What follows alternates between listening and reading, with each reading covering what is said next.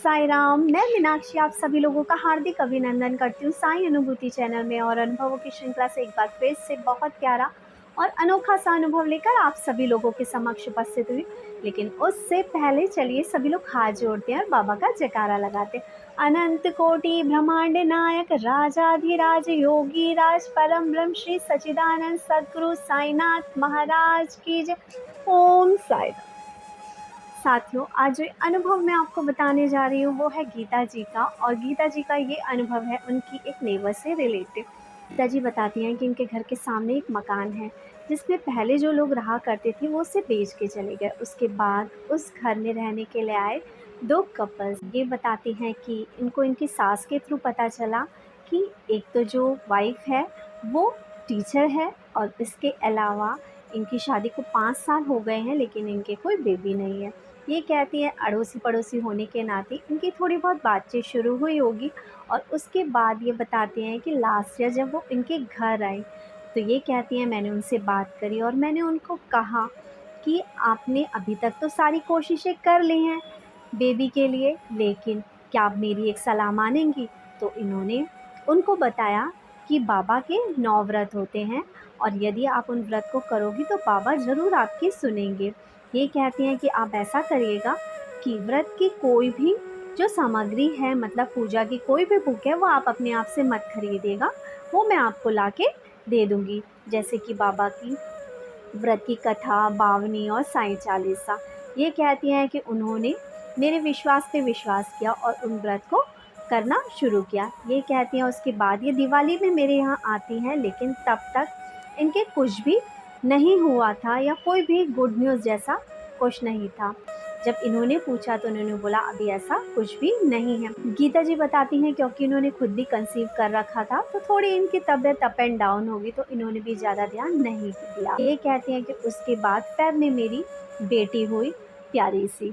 ये कहती हैं कि उसके बाद मेरे को कैंसर डायग्नोस हुआ था तो मैं अपनी बायोप्सी के लिए मार्च में हॉस्पिटल गई थी। ये कहती हैं जब मेरी उन लेडी से मुलाकात हुई थी तो इन्होंने उसको ये भी बताया था कि जिस गायनी से ये अपना ट्रीटमेंट करा रही हैं वो गायनी भी बहुत अच्छी है और उनका हाथ बहुत अच्छा है इन सारी चीज़ों को लेके। हो सके तो एक बार उन्हें भी दिखा लेना।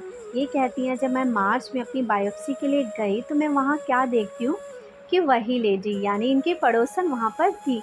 ये कहती है बहुत शॉक्ड हुई इसे देखकर, और फिर उन्होंने पूछा क्या रीज़न है यहाँ आने का, तो उन्होंने बताया कि मैं 1.5 महीने की प्रेग्नेंट हूँ। ये कहते हैं मुझे बहुत अच्छा लगा ये सुन के कि ये बाबा ने इनकी जो है बात सुन ली। ये बताती हैं कि चाहे देर करे बाबा चाहे सवेर करे, लेकिन बाबा पे यदि आप दृढ़ विश्वास करते हैं ना तो बाबा आगे पीछे आपकी मनोकामना की इच्छा पूरी कर ही देते हैं। ये कहती हैं कि अभी लास्ट वीक ही जब मैं उनसे मिली हूँ तो 26 मंथ की प्रेग्नेंट थी। ये कहती हैं बस मुझे अपने बाबा की लीला पे बहुत ही जिसे बोलते हैं गुमान हुआ कि मेरे बाबा सब कुछ कर सकते हैं, लेकिन ज़रूरत है श्रद्धा और विश्वास की।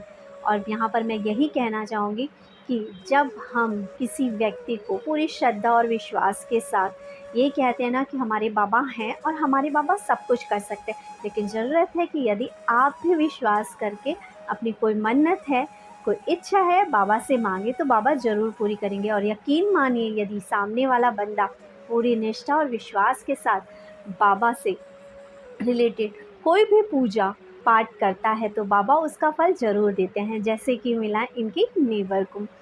गीता जी, मुझे बहुत अच्छा लगा ये जान के कि आप एक तो बाबा की लीलाओं का वर्णन कर, और इसके अलावा ये भी बहुत अच्छा लगा जान के कि आपने अपनी नेबर को बाबा के 9 व्रतों के बारे में बताया जो वो 5 साल से इस समस्या से जूझ रही थी और आज उनकी गोद भरने वाली है।